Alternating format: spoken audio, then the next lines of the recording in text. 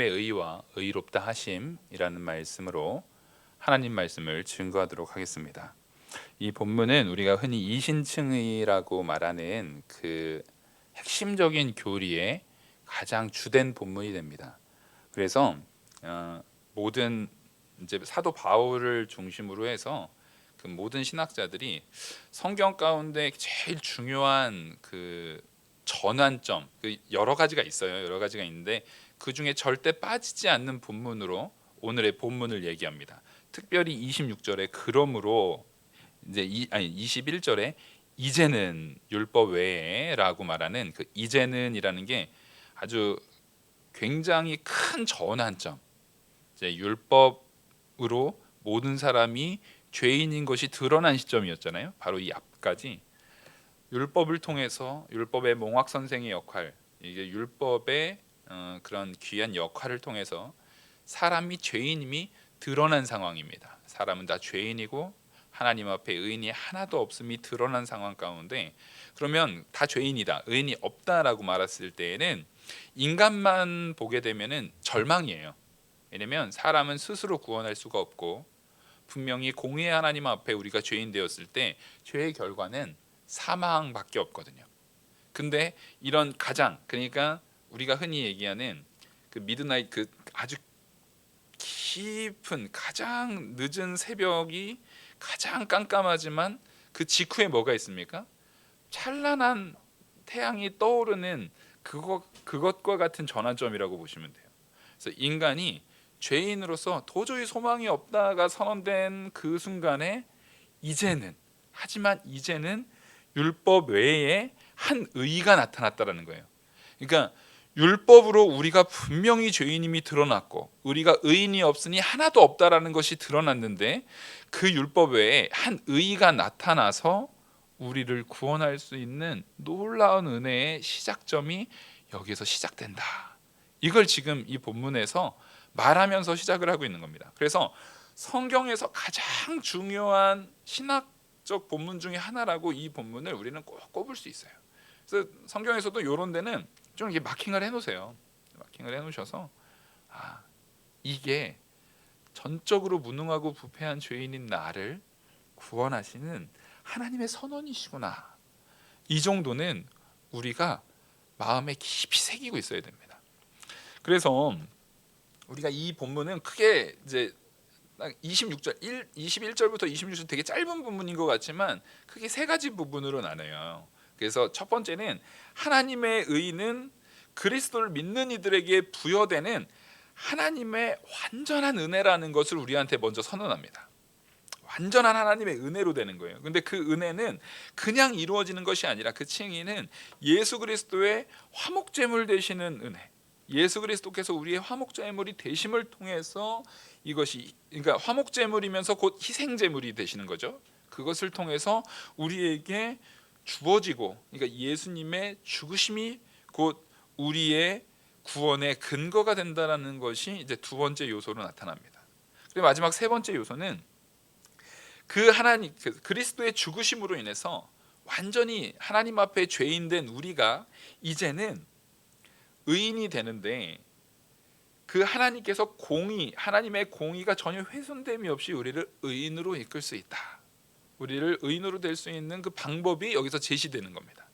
이렇게 크게 이제 세 가지 부분으로 나눠지는 것을 우리가 본문을 보면서 같이 말씀을 배워보도록 하겠습니다. 21절을 먼저 보시면 이제는 율법 외에 하나님의 한 의가 나타났으니 율법과 선지자들에게 증거를 받은 것이라. 여기에서 분명한 거는 사도 바울이 지금 율법은 기본적으로 모세오경을 기준으로 하는 구약의 큰 흐름입니다. 구약의 질서예요. 구약 성경에서 계속 하나님의 말씀의 율법을 통해서 하나님의 말씀을 온전히 순종하지 않으면 죄인이고 죄 가운데 놓여져 있는 사람은 반드시 형벌을 받고 하나님 앞에 회개하고 하나님을 붙들고 하나님을 믿는 사람은 복을 받는다라는 큰 율법의 법칙입니다. 그 율법의 법칙에 대한 부분을 구약의 가치 속에서 우리에게 계속 제시를 해왔어요. 그 제시를 해왔는데 그 율법의 가치 속에서 계속 가고 하는데, 보다 보니까 율법을 통해서 내가 죄인임이, 아까 말했듯이 죄인임이 드러나기만 하지 그 율법을 온전히 지킬 수 있는 사람이 하나도 없음이 보면 볼수록 드러나는 거예요. 확인이 확실해지는 거예요. 그래서 그 끝을 가면 아까 말했던 것처럼 칠흑과 같은 어둠과 같은, 획득이 바로 직전에 가장 어두운 그 상황과 같은 상황으로 점점 우리가 가게 되더라는 거예요.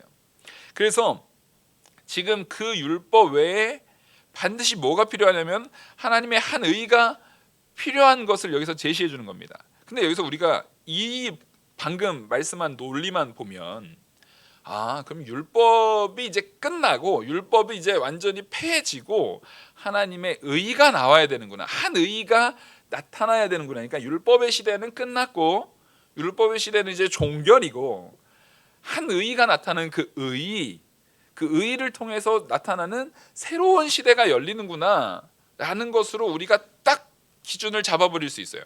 맞아요. 이게 틀린 말이 아닙니다. 근데 여기에서 우리가 무슨 오류에 빠질 수가 있냐면, 그러면 이제 율법은 필요 없어, 율법은 이제 완전히 버려도 상관없어, 율법은 폐기돼도 돼 라고 말하는 율법 폐기론자로 잘못된 오해되게 생각할 수가 있어요. 근데 율법 폐기론은 다시 말씀드리지만 이단입니다. 잘못된 내용이에요. 율법은 폐기된 게 아니에요. 바로 이 21절의 그 본문, 한 절의 본문 안에서 그것을, 모든 것을 다 담아내서, 왜? 절대 오해하지 말라고 사도 바울은 한 절 안에서 그것을 다 포함해내고 있어요. 이렇게 말합니다. 하나님의 한 의가 나타났으니, 한 의가 나타났는데, 이 의 자체가, 한 의가 나타났으니까 새로운 국면인데, 그 국면을 누가 증거하고 누가 제시하고 누가 그것을 논리적으로 잘 성토하고 있는지를 바로 뒤에 제시하는데, 바로 율법이 그래요. 그래서 이렇게 말합니다. 하나님의 한 의가 나타났으니 율법과 선지자들에게 증거받은 것이라. 자, 잘 보셔야 됩니다. 한 의가 나타났지만 이 의가 율법과 선지자들로부터 증거받지 않으면 참된 한 의입니까? 아닙니까? 아니라는 거예요. 그건 가짜예요. 근데 율법과 선지자라는 것은 제가 여러 번 말씀드려서 아시겠지만 다시 말씀드립니다. 율법과 선지자라는 것은 구약 성경 전체를 얘기하는 거예요. 모세오경이라고 표현되고 있는 율법, 그러니까 기본적으로 구약 성경은 우리가 흔히 선지서, 이제 모세오경이라고 말하는 이제 모세오경이 있고, 그다음에 보통 그 안에서 선지서, 역사서, 시가서 이렇게 구분이 되거든요.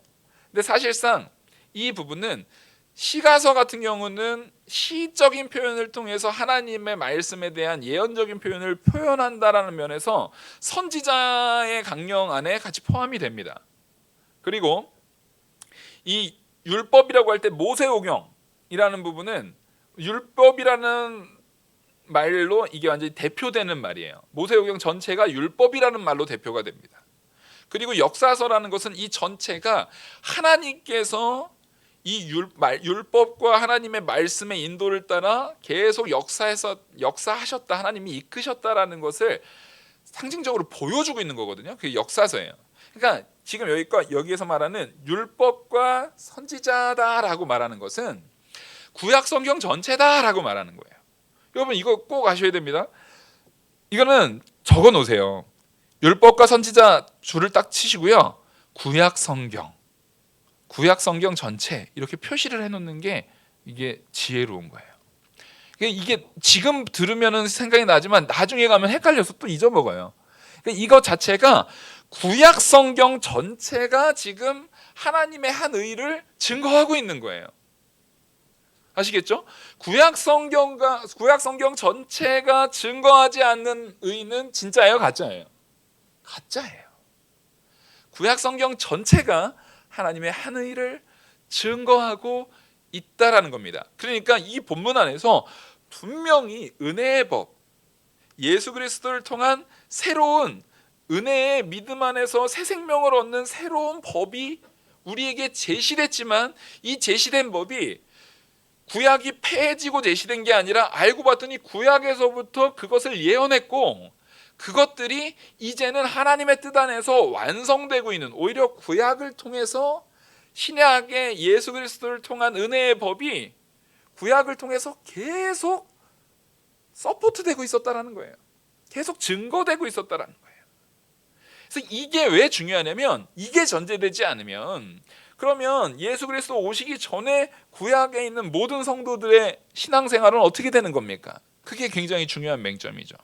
그래서 이걸 근거로 구약 성경이 했던 내용이 계속적으로 모세오경 창세기부터 말라기까지 계속했던 것이 뭐라고 말하는 거예요? 하나님의 한 의가, 나타날 한 의, 우리를 은혜로 구원하실 그 하나님의 나타날 한 의를 계속 증거하고 있었다라는 거예요. 그러니까 구약 성경의 역할은 오실 메시아를 계속 증거하고 표현하고 증언하고 있었다라는 겁니다. 그래서 구약 성경에 나타난 모든 신앙의 인물들, 우리가 이제 말 그대로 율법과 선지자라고 말하니까, 율법하면 아브라함이고 모세죠. 선지자하면 유명한 선지자들이 많지 않습니까? 뭐 선지자는 이름을 굳이 대지 않아도 너무나 많아요. 그리고 그 안에 역사서의 가장 중요한 부분, 또 왕으로서 선지자로서의 역할까지 잘 감당했던 이제 다윗 같은 경우도 다 그 안에 포함되어 있어요. 근데 그들이 구원받은 것은 뭡니까? 여전히 메시아, 오실 예수 그리스도를 믿음으로 구원받았다라는 것이 이 21절의 본문 하나로 확고하게 증거되는 겁니다. 21절의 이 말씀은 정말 중요한 국면의 전환이에요. 이 말씀을 통해서 구약에 나타났던 너희들의 신앙의 선조들, 지금 이게 유대인들에게도 지금 말하고 있는 거거든요. 이방인들과 유대인에게도 말하고 있는 거기 때문에 지금 로마 교회 안에 있는 디아스포라 유대인들이죠. 원래 유대인이지만 로마로 이주해 와서 살고 있는, 그래서 교회를 세운, 그리고 베드로의 설교 가운데 그 많은 변화된 오순절 성령 강림 사건을 통해서 변화된 그 디아스포라 유대인들에게 지금 말하는 거예요.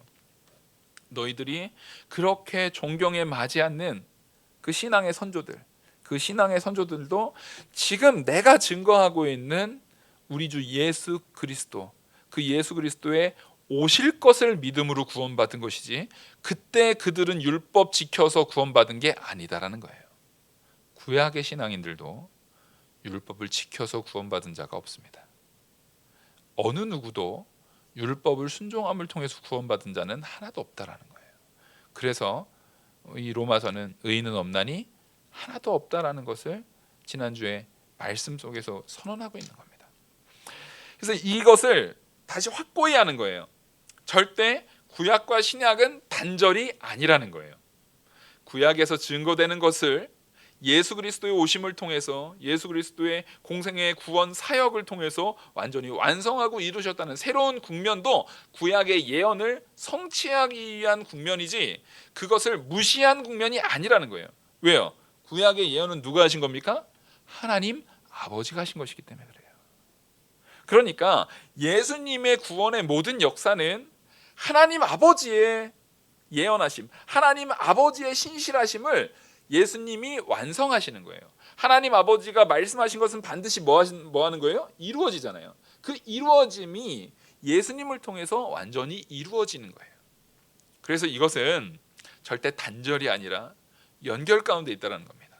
그래서 22절을 보시면, 곧 예수 그리스도를 믿음으로 말미암아 모든 믿는 자에게 미치는 하나님의 의니. 지금 여기에서 율법과 선지자들 통해서 계속 증거됐던, 구약으로부터 지금까지 계속 증거됐던 한 의, 하나님의 한 의가 나타났던 그 한 의가 뭐냐라고 22절에서 그걸 표현하고 있는 겁니다.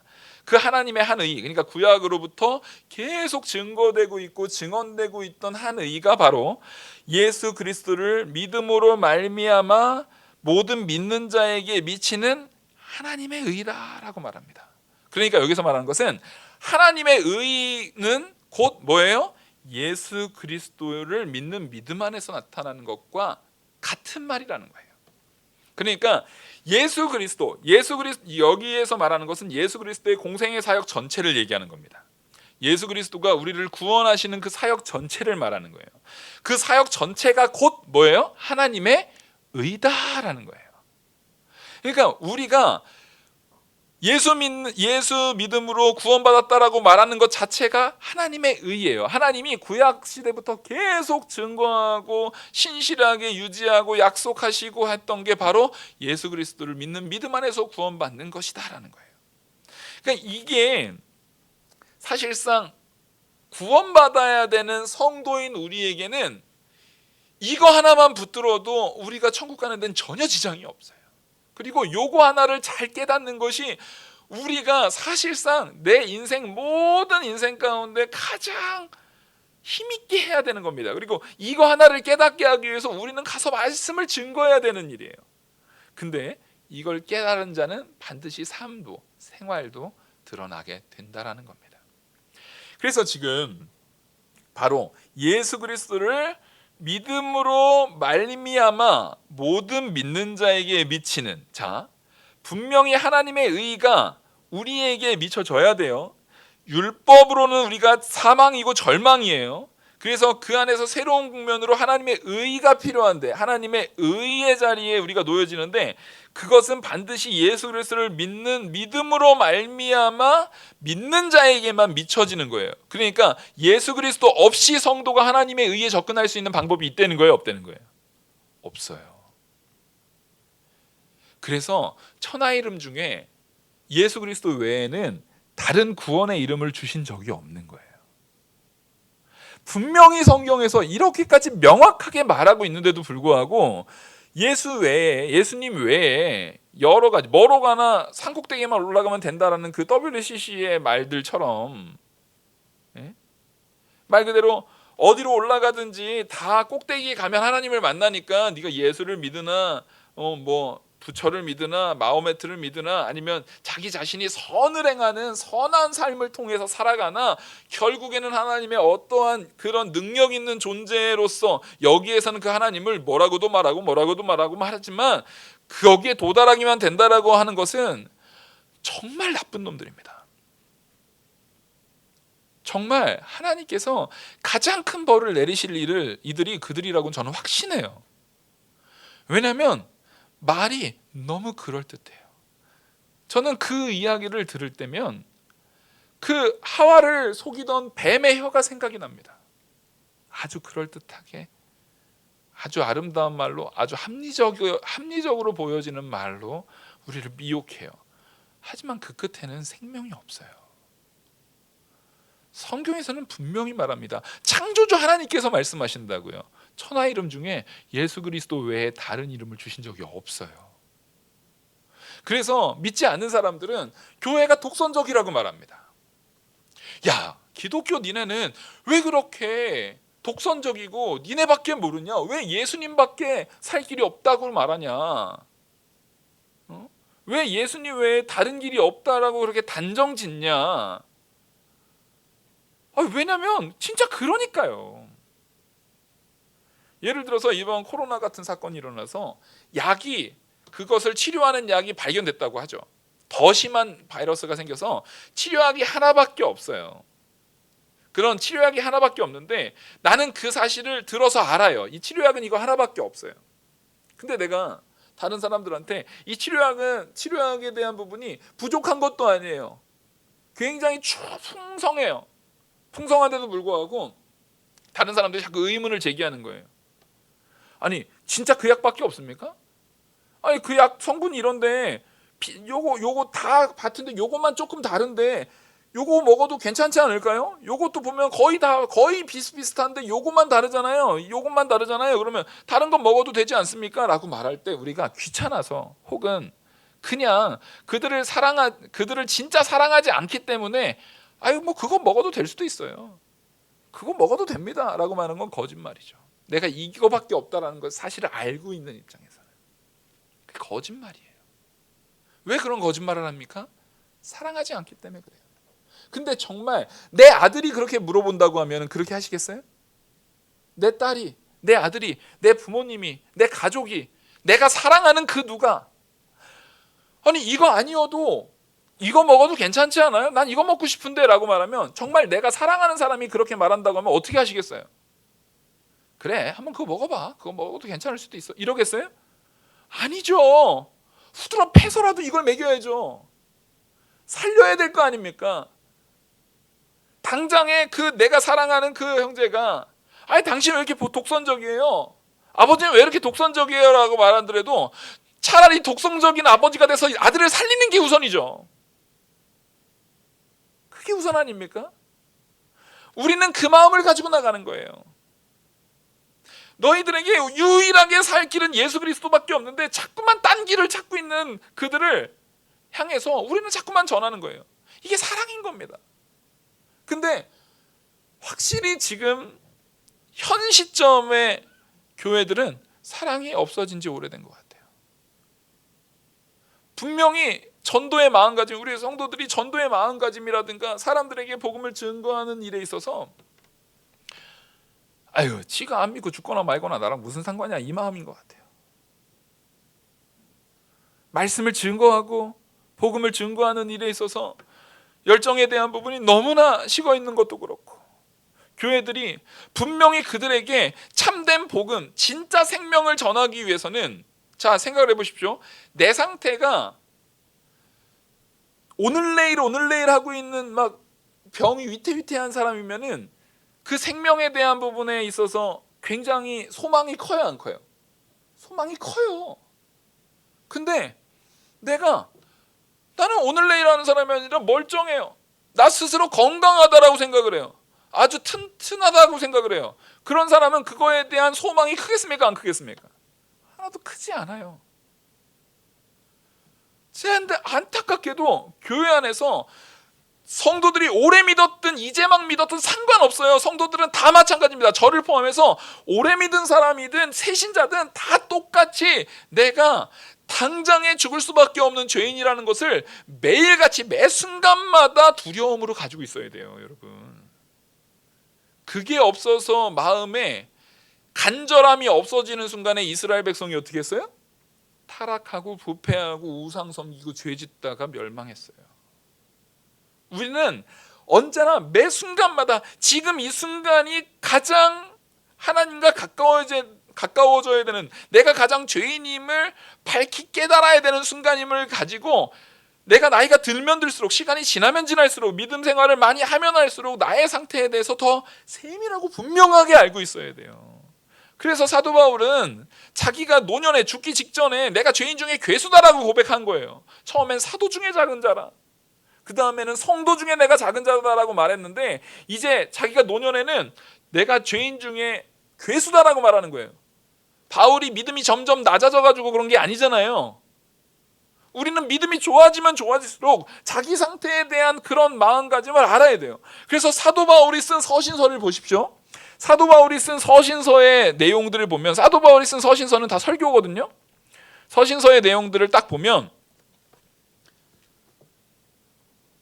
축복하고 그 잘된다 복 비는 내용이 많습니까? 죄인임을 지적하면서 회개를 촉구하는 말씀이 많습니까? 예? 어느 게 많아요? 회개를 촉구하는 말씀이 압도적으로 많아요. 성경 전체를 보더라도 제가 볼 적엔 거의 한 8대2 정도로는 우리가 죄인이고 죄에 대한 회개를 반드시 해야 된다라는 회개 촉구가 훨씬 많아요. 사도 바울의 글만 빼서 보면은요, 그 비율은 더 높아집니다. 사도 바울의 글만 딱 빼면은 거의 회개 촉구에, 그러니까 정말 우리가 죄인이고 정말 우리는 죽을 수밖에 없는 죄인이다라는 것을 강조하는 부분이 거의 한 90%에 육박해요. 왜 그렇습니까?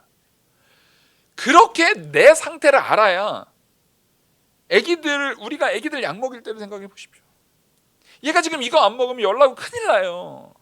근데 걔는 그 약이 쓰다고 자기 상태에 대한 부분을 아이들이 제대로 인식을 못하니까 나 안 먹어 막 이런단 말이에요. 근데 여러분, 진짜 큰 고통, 진짜 큰 죽음의 고통을 경험한 아이들 같은 경우는요, 약 잘 먹어요. 제가 너무나 안타까운 게, 옛날에 대학 다닐 때 이렇게 소아병동 같은데 이렇게 봉사 같은 데를 가잖아요. 그러면 거기 아이들은 소아암 관련돼 가지고 있는 병동이었어요. 약 먹고 주사 놓고 하는데 애들이 찡얼거리고 이런 게 전혀 없어요. 그래서 너무 가슴이 아프더라고요. 근데 이 아이들은 알고 있는 거예요. 내가 지금 이 약을 맞아야 되는 거예요. 이 주사를 맞아야 돼요. 이 약을 먹어야 되는 거예요. 그러니까 아이들이 철이 들어 있어요. 근데 지금 우리 성도가 신앙생활을 굉장히 길게 했음에도 불구하고 오늘 이거 길지 않은 본문이거든요. 이 본문에 대한 이해가 없으니까 정말 철없는 신앙생활을 하고 있어요. 아직도 찡얼대고 있는 거예요. 약 먹기 싫어 이러고 앉아 있는 거예요. 여러분, 우리는 지금 칭얼댈 상황이 아니에요. 하나님의, 내가 신앙생활을 하면 할수록 성령의 조명이 나를 비치면 비출수록 내 죄는 분명히 선명하게 드러나는데 그걸 치울 생각은 안 하고 지금 칭얼대고 있는 거예요. 우리가 죄인입니다. 그 죄는 반드시 나를 죽여요. 반드시 내 자녀를 죽일 거고요. 반드시 내 형제를 죽일 거고요. 반드시 내 부모를 죽일 거고요. 반드시 내 가족을, 내가 사랑하는 이들을 죽일 능력이 있는 죄예요. 죄가 능력이 없지 않아요. 엄청난 능력이 있어요. 그래서 그 능력을 다 물리치고도 남을 능력이 우리한테는 요구되고 필요한 거예요. 그게 예수 그리스도라고요. 그거 외에는 그런 능력이 없다고요. 하나님의 아들이요, 하나님이신 예수 그리스도 외에는 다른 능력이 없어요. 근데 딴 길이 있다고 거짓말한다고요? 저주를 받을 겁니다. 하나님께서 그들을 절대로 가만두시지 않을 거라고 저는 확신합니다.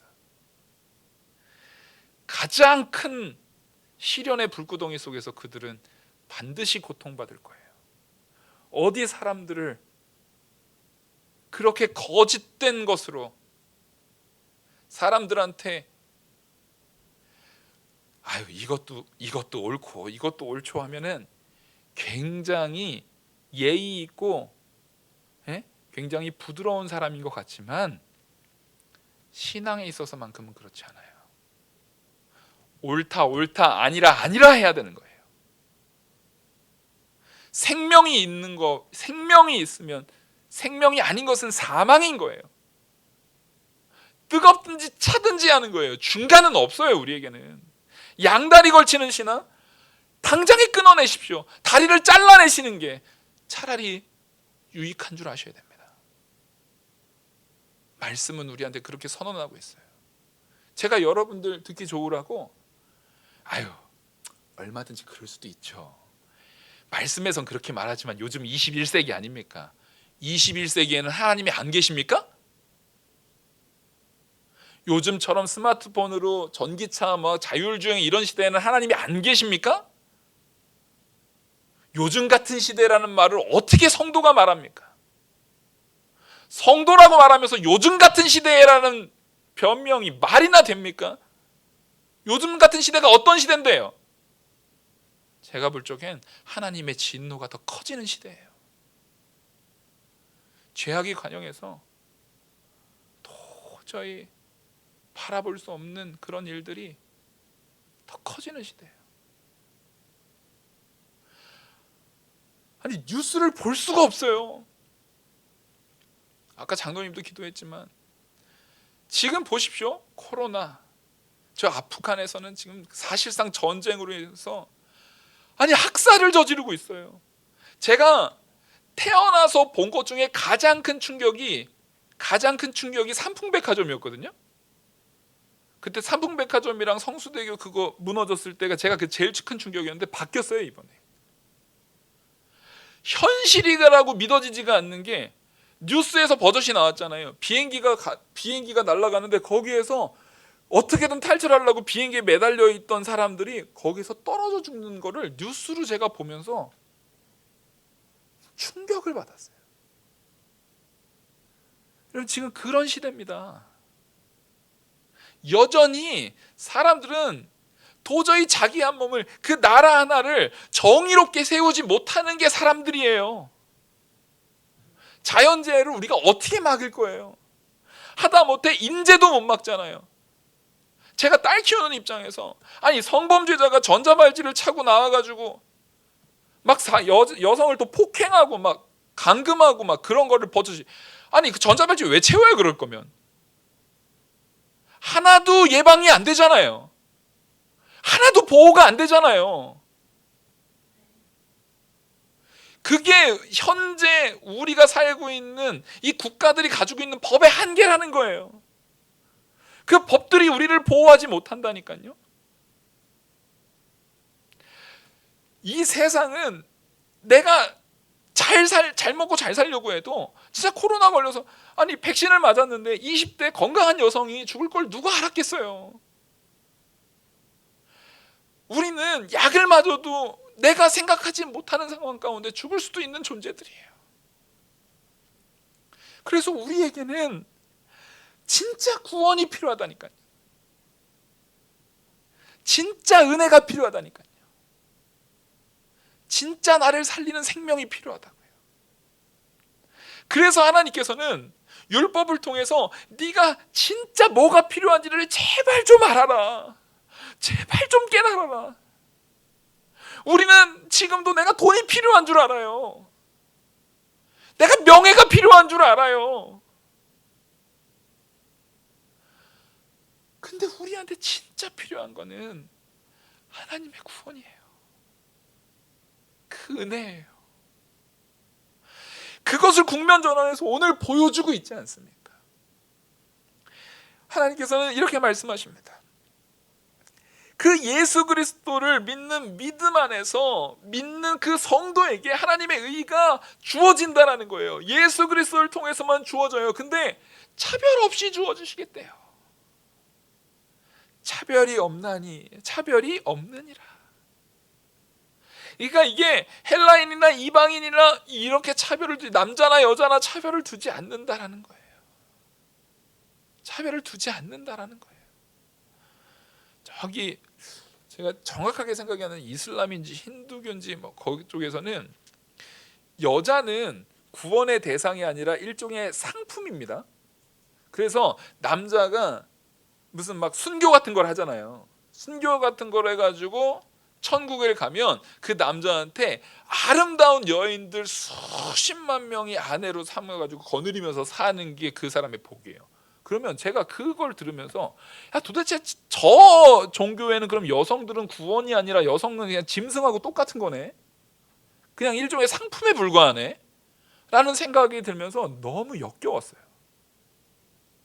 하나님께서는 남자와 여자 사람을 창조하실 때 남자와 여자를 통하지 않고서는 누구의 역사가 이루어지지 않도록 법칙을 정해놓으셨어요? 생육하고 번성하라는 하나님의 지상 명령이 남자와 여자가 없이는 이루어지지 않도록 아예 창조 질서 자체를 세팅해 놓으셨다고요. 그래서 하나님께서는 질서상 남편과 아내 그 질서상에 대한 부분이지 구원이라든가 은혜라든가 모든 신앙의 내용에 있어서 남녀를 절대 구별하지 않아요. 그래서 제가 이번에 중고등부 수련회 때도 일본의 일부러 특강 인물을 윌버포스를 했어요. 전 세계에서 영국의 이제 정치인인데 노예제도 폐지를 제일 먼저 주장한, 링컨보다 거의 한 세기에 앞서서 주장한 사람입니다. 근데 그 사람이 그 노예제도 폐지를 얘기하면서 계속 사람의 인권에 대한 부분에 대한 것을 계속 말하거든요. 그러면서 그 안에 가정 안에서의 이런 건전한 교류, 남성이 여성을 폭행한다거나 그런 것이 일어나지 않도록 교회 안에서, 이 법 안에서 이 아이들에게 주일학교 가는 것을 권장하는 그런 사회 변혁까지도 이 사람이 사역을 해요. 그런 일들을, 정치인이지만 그런 일들을 해요. 그래서 집안의 각 가정, 정말 이제 귀족 집안 말고 하층민, 당시에는 하층민들이 있었으니까요. 하층민들에게도 성경 교육을 통해서 남자와 여자가 얼마나 서로를 존중해야 되는지에 대한 부분, 아이들을 어떻게 잘 양육해야 되는지에 대한 부분을 성경을 가르쳐야 되고 주일학교를 권장함을 통해서 바로 세워나가야 된다라고 말했던 사람이 윌버포스라는 사람입니다. 그 사람이 노예제도 폐지에 대한 부분도 얘기를 해요. 근데 그 근거가 뭡니까? 성경이 근거였어요. 그 사람이 고백 자체가 그래요. 내가 하나님의 말씀 안에 사는 사람은, 원래 그 사람이 되게 방탕한 사람이었는데 말씀의 은혜를 받고 원래 목회자가 되려고 하다가 주변에서 다 말립니다. 당신은 정치를 해야 됩니다. 그래서 이 말씀, 하나님의 말씀에 근거해서 내가 해야 될 일이 무언가라고 생각했을 때 그 노예제도 폐지라고 해서 엄청 부자였는데 자기 돈 다 들여가지고 그 사역을 하거든요. 바로 이런 거예요. 우리는 정말 하나님께서 내게 준 그 모든 것을 가지고 뭘 해야 됩니까? 모든 이들이 하나님의 은혜와 사랑 가운데 구원받는 일에 부족함이 없도록 힘써서 일해야 돼요. 하나님이 그걸 우리한테 명령하셨다고요. 차별이 없게 우리에게 줬는데 그걸 전하는 사람이 없어서, 혹은 들어도 깨닫는 사람이 없어서 못하고 있는 게 말이 됩니까 이게? 근데 우리가 그러고 있어요 지금. 이게 심각한 문제입니다. 23절을 보십시오. 모든 사람이 죄를 범하였음에 하나님의 영광에 이르지 못하더니 그리스도 예수 안에 있는 속량으로 말미암아 하나님의 은혜로 값없이 의롭다 하심을 얻은 자 되었느니라. 제가 지금까지 계속 설명했던 게 이거잖아요. 우리는 하나님의 영광에 이르지 못하는 죄인이에요. 모든 사람이 다 그래요. 근데 예수 그리스도 안에서 속량으로 말미암아, 예수 그리스도께서 하시는 속량이에요. 속량은 정확하게 노예를 자유인으로 만들 때 치르는 돈을 얘기하는 겁니다. 이 속량이라는 단어의 뜻이 그래요. 그러니까 우리가 죄인이었다가 의인이 된 데에는 누가 값을 치렀다는 거예요? 예수 그리스도가 값을 치렀다는 거예요. 그러니까 이거는 그냥 봐줄게가 아니에요, 여러분. 아니, 없던 걸로 해. 자, 없던 걸로 해는 법적인 상황 가운데선 이건 공입니까? 불법입니까? 아니, 그냥 좋은 게 좋은 거지. 없던 일로 해. 우리 한국은 정의 민족이니까 아이, 좋은 게 좋은 거지. 그래, 없던 걸로 해. 아이, 봐줄게, 넘어가 줄게. 이거 되게 좋아하잖아요. 근데 그게 공이에요? 불법이에요? 그건 불법입니다. 근데 우리는 불법에 너무 익숙해요. 하나님께서 우리를 그냥 봐줄게, 죄 없는 걸로 쳐줄게 하면은 우리의 죄는, 하나님은 전능하신 하나님이니까 없어질 수 있을지언정 정작 하나님은 공의의 하나님이 되는 거예요? 불의의 하나님이 되는 거예요? 네? 하나님은 불의의 하나님이 되는 거예요. 근데 제가 묻겠습니다. 하나님이 불의한 하나님이 되실 수 있는 분입니까? 하나님에게 불의가 있을 수 있어요? 없어요. 그래서 하나님께서는 봐줄게를 한 게 아니에요. 로마 가톨릭에서 유명론이라는 사람들은 그런 봐줄게 형태로 이 성경을 해석하는 자들이, 일부 학파들이 있었어요. 그건 잘못된 거예요. 봐줄게가 아니에요, 전혀. 하나님께서는 스스로 공의로우시면서 공의도 지켜나가면서 죄인인 우리도 의인으로 만들어야 되는 법정적 선언이 필요한 거예요. 법정적 선언을 위해서 바로 하나님이신 예수님이 우리의 속량의 값이 되시는 거예요. 그래서 예수 그리스도가 우리의 값이 되셔서 바로 25절, 이 예수를 하나님이 그의 피로써 믿음으로 말미암는 화목제물로 세우셨으니 이는 하나님께서 길이 참으시는 중에 전에 지은 죄를 간과하심으로 자기의 의로우심을 나타내려 하심이라. 여기 보십시오. 전에 지은 죄도 해결하고 자기의 의도 세우는 방법, 두 개가 다 해결돼야 됩니다. 하나님은 공의의 하나님이니까 하나님의 공의가 분명해야 돼요. 근데 우리의 죄 문제도 해결해야 돼요, 안 해야 돼요? 우리의 죄 문제도 해결해야 돼요. 공의의 하나님이면서, 하나님이 공의로우시면서 우리도 의로워야 되는 일을 다 해결해야 되는 거예요, 하나님께서는. 그 방법으로서 뭘 사용하셨다고요? 예수 그리스도가 예수를 하나님이 그 피로써, 예수 그리스도가 십자가에 못 박혀 죽으시는 바로 그것을 화목제물이라고 말하는데, 화목제물은 정확하게 속죄소라고 이해하시면 됩니다. 속죄소가 뭡니까? 구약 시대에 이 성전 안에 지성소에 들어가면은 시은좌라는 게 있는 거예요. 이 법궤가 있고 법궤 안에 이제 뭐 쌍난지팡이야, 아론의 쌍난지팡이야, 만나 항아리, 율법 두 돌판이 들어가 있잖아요. 그 위에 뚜껑에 뭐가 돼 있어요? 이 천사들이 이렇게 양쪽에서 이러고 있어요. 양쪽에서 이러고 있는 그게 시은좌예요. 하나님의 은혜의 좌소라는 거예요.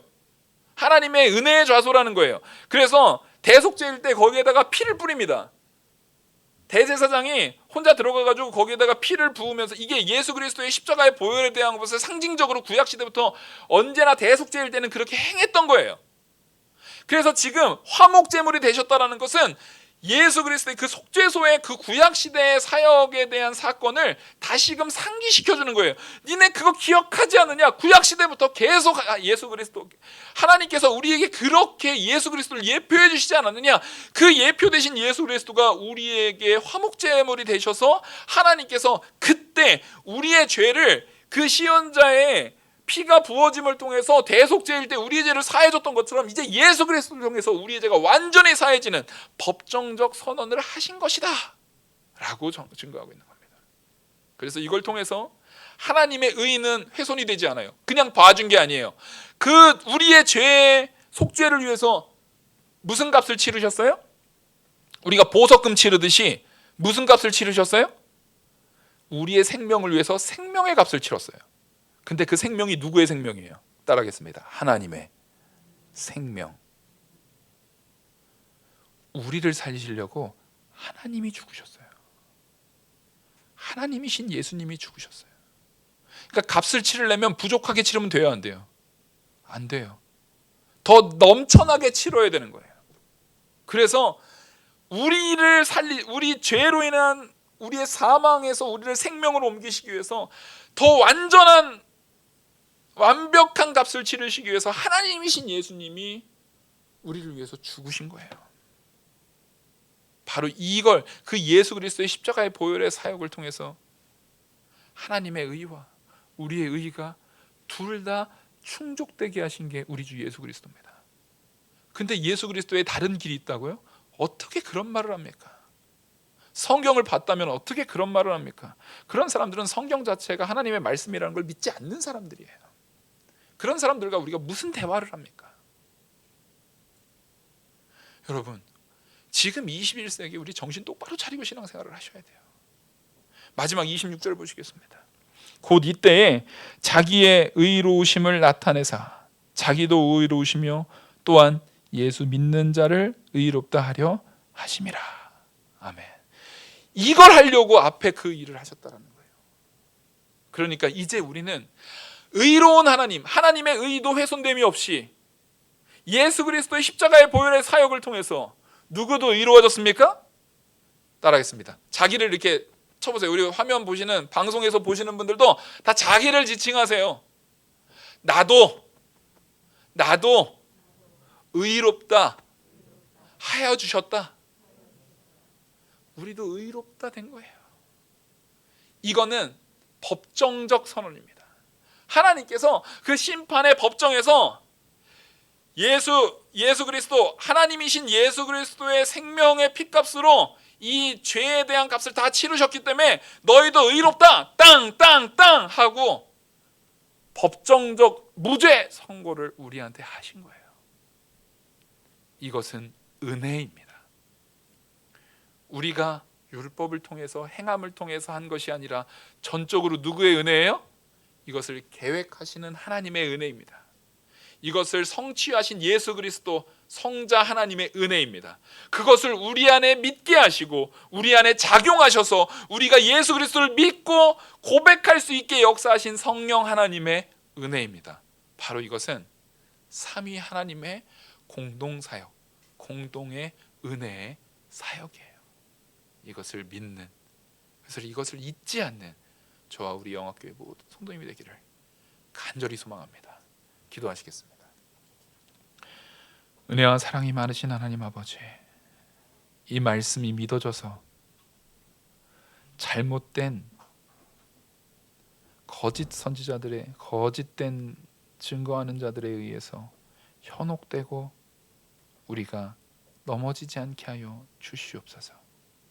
오직 우리를 의롭다 하시는 하나님의 공의와 하나님의 그 역사가 예수 그리스도를 통해서 그 십자가의 보혈 화목제물의 그 귀한 사역을 통해서 우리에게 성취되었고, 성령의 역사를 통해서 그것이 믿어지게 한 것에 감사하는, 모든 영광 하나님께 돌리는, 그래서 스스로 자랑하지 않는 성도 되게 이끌어 주시옵소서.